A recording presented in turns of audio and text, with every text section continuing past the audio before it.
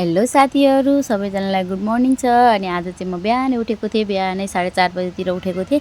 अनि म चाहिँ हजुरहरूलाई सबै आज बिहानदेखिको म के गर्छु भनेर हजुरहरूलाई देखाउने छु। त्यो चाहिँ पार्ट 1 पार्ट 2 पार्ट 3 गरेर आउनेछ, हजुरहरू हेरिदिनु होला। अनि म चाहिँ बिहानै उठेर घर आँगन गरेँ, पोछा लगाएँ। पोछा लगाइसकेपछि त नुहाउनै पऱ्यो भनेर म चाहिँ नुहाउन गएँ। नुहाएर आएँ अनि हल्का स्किन केयर गर्नु पऱ्यो भनेर मैले चाहिँ मोइस्चराइजर र सनस्क्रिम लगाएँ। सनस्क्रिम लगाइसकेपछि म चाहिँ सानो टिका लगाउँछु। अनि मलाई चाहिँ सानो टिका मनपर्छ, त्यही भएर म सानो टिका लगाउँछु। अनि अरू मेकअप चाहिँ म पछि गर्छु भनेर मैले चाहिँ छोडिदिएँ। अनि सिन्दुर चाहिँ मेरो बुढोले लगाइदिनुहुन्छ, त्यही भएर मैले चाहिँ सिन्दुर लाउँदिनँ आफै।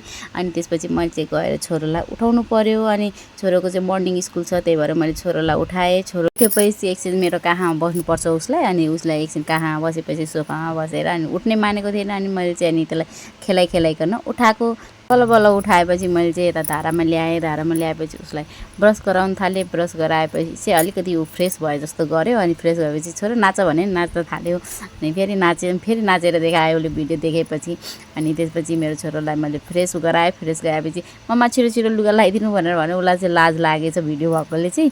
अनि त्यसपछि छिटो मैले चाहिँ उसलाई लुगा लगाइदिएँ। लुगा लगाइदिइसकेपछि चाहिँ मैले उसलाई तेल लगाइदिएँ। अनि तेल लगाएपछि सेट लाउँदाखेरि चाहिँ कस्तो मक्ख परेको।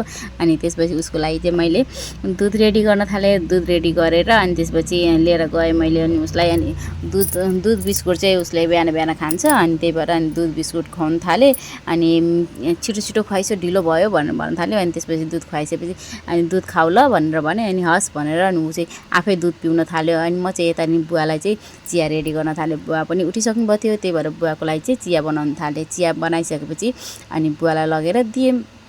अनि बुवाले चाहिँ भिडियो बनाएको हो भनेर भन्नुभएको थियो। होइन भनेर भने मैले चाहिँ झुक्याइदिएँ। अनि यता चाहिँ हतार ढिलो भइसकेको थियो। अनि छिटो जुत्ता लगाएर मेरो छोरोलाई रेडी गरेर मैले स्कुलतिर लिएर गएँ। अनि मेरो छोरो स्कुल पनि जान्छ, आनन्दले जान्छ। उठ्नलाई अलिकति अल्छी गर्छ, त्यही भएर तर उठिसकेपछि फ्रेस भएपछि स्कुल चाहिँ मजाले जान्छ। अनि स्कुल अनि यो चाहिँ थियो मेरो पार्ट 1 भिडियो। पार्ट 2 पार्ट 3 पनि आउनेछ, हेरेर साथ दिनु होला। Thank you so much, by by.